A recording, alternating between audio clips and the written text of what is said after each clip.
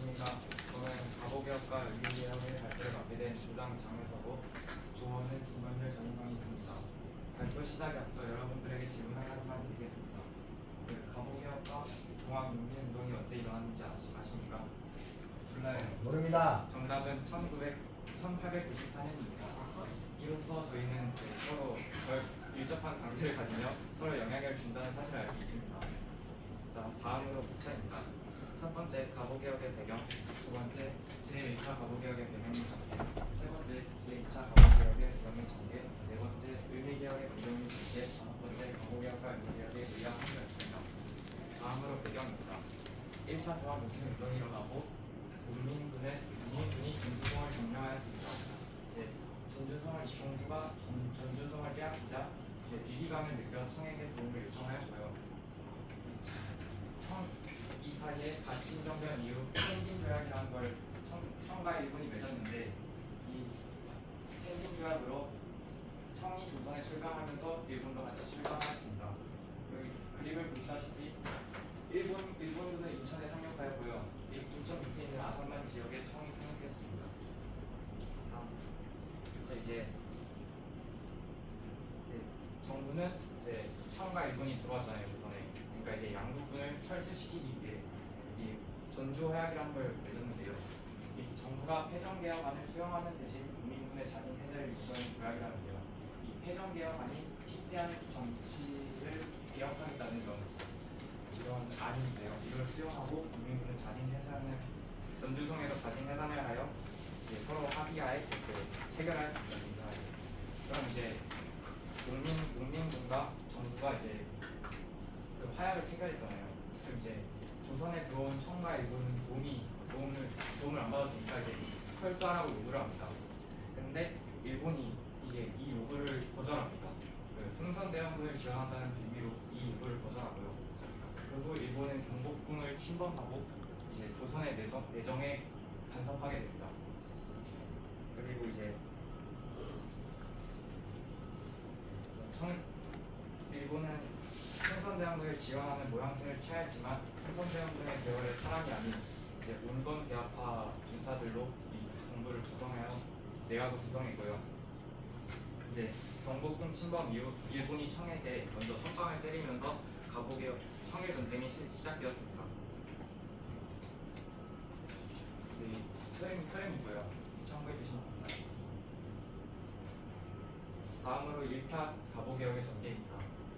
전주 화약 이후 조선의 이제 자주적 개혁 추진을 위해 스스로 자주적하는 개혁 추진을 위해 구정청이 설치되었고요.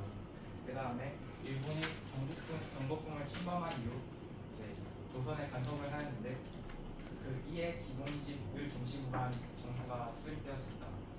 그리고 구정청이 폐지되었고 긴급기능처를 설치하여 과거제 폐지와 같은 다양한 개혁들을 추진하게 됩니다. 1차 가보개혁의 주요 개혁으로 정치는 중국 용어 폐기, 개국 기념 사용, 군대부 설치가 있는데요. 이 개국 기념은 나라를 건설한 날짜 연도라고 생각하시면 됩니다. 예를 들어 1392년 조선이 개국 기념 1년입니다. 국내부는 왕의 업무를 총괄하는 그런 기구라고 생각하시면 되고요. 6조를 8안문으로 겼던 경무청 신설 과거제 폐지가 있는데요. 이 의정부 밑에 6조를 8가지 안문으로 개편하여 기구. 그리고 경무청은 지금 현재 경찰서라고 생각하시면 됩니다. 과거제 폐지는 이제 고려 강종 때부터 이어온 이 과거제가 지금 이 시점에서 이제 폐지가 된 거고요. 번째는 이제 아까 말씀한 8안문 중에 한 안문이 탁지 안문으로 재정을 일원화시켰고요. 본인이 화폐제를 채택하였는데요. 이게 은의 가치를 기준으로 그 화폐의 가치를 확정하고 유지하는 제도입니다. 도량형 통일을 하는데요. 약간 킬로그램, 킬로미터 이런 걸 통일한다고 생각하시면 됩니다. 사회 쪽에서는 이제 공사소비재 폐지가 있는데요. 신분제 폐지했다고 생각하시면 되고요. 좋은 금지는 어린 여자아이들이 결혼하는 것을 금지하는 거고, 가부 제가 허용은 과부가 재혼하는 것을 허용하시는 겁니다. 연좌제 폐지는 이제 아들이 죄를 지으면 아버지까지 죄를 받는 그런 악법인데요. 이 연좌제가 여기서 폐지되었습니다. 2차 가부개혁의 전개입니다. 일본이 청일전쟁에서 생계를 받았는데요. 그래서 이제 조선의 일본 군사로 이온우에라는 사람을 부임하였습니다. 그리고 이 이온우에를 관제를 주로 풍선병을 수출하였고요. 네, 일본에서 망명되던 친일파 박용효가 이제 급진계학파 인사들과 같이 귀국시켜서 김홍집과 같이 연립 내각을 수립하였습니다. 그리고 이제 이 1차 가보개혁 때는요, 이제 청일전쟁으로 일본이 약간 간섭을 제일 못했단 말이에요, 조선에. 그래가지고 이제 중국 기무처가 일본의 시설에서는 좀 힘이 세진 거예요. 그래가지고 중국 기무처를 폐지하고 이제 다음으로 이제 고종이 청과의 전통적 관계를 청산하고 이제 조선은 자주적 독립국가이다를 선언하는 헌법 시설을 선포했습니다. 다음으로 2차 가보개혁의 주요 개혁들입니다.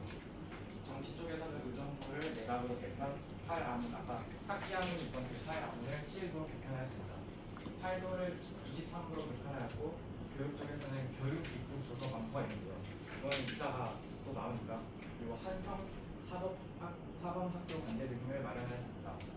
사회적으로는 지방간의 사법권을 폐지하였고요. 즉 사토가 재판할 권리를 폐지하였다고 생각하시면 됩니다. 그리고 재판소를 설치하였습니다. 네, 자료들이 이렇게 있고요. 다음으로는 을미개혁의 배경들입니다. 청일전쟁에서 일본이 승리하였는데요. 그래서 시모노세키 조약으로 요동반도를 차지하였습니다.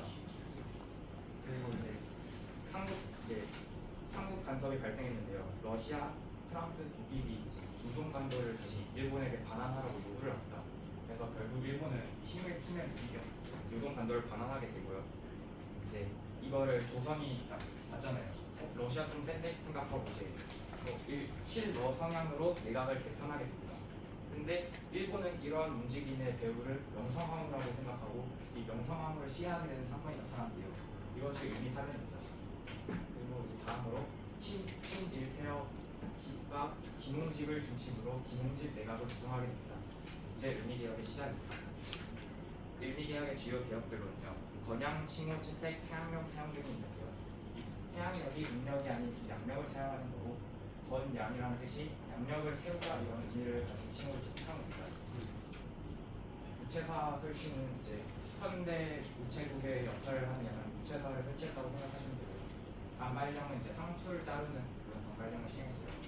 이 소학교가 아까 2차 가보개혁 주요 개혁 내용 중에 이제 조서 입국 광고 그 내용이 있었는데요. 그 결과로 첫 번째로 만들어진 게 소학교 설치입니다. 이게 종수법이 이제 1000년도가 유행했었는데요. 이때 당시 이 종수법이 약간 예방 접종이라고 생각하시면 됩니다. 그래서 종수법을 실시했고요. 반발령 상투자는 흐름이고요. 을미개혁의 결과입니다. 을미사변과 반발령에 반발한 학생들이 주로 을미의병을 조직하는데요. 이게 명성황후가 시해되어서 1차로 빡쳐 있었는데 설상가상으로 반발령 때문에 이제 화가 나가지고 이제 농민과 이생들이 주로 을미의병이 조직되었습니다. 그리고 이때 상황에 고종이 러시아 군사관으로 째껴버렸는데요. 이것은 아람 파천이라고 합니다. 김홍집 그 이후로 김홍집 내각이 붕괴되었고 개혁이 중단되었습니다. 이로써 가보 을미개혁의 의의와 한계를 알 수 있는데요. 의의는 갑신정변과 동학농민운동의 개혁 요구사항을 일부 반영한 근대적 개혁이라는 것입니다. 한계는 일본의 간섭 속에 추진되었고 민중 지지를 얻지 못했고 농업진흥에 소홀했습니다. 지금까지 조정 장효석, 조원 김건율 전인상이었습니다. 감사합니다.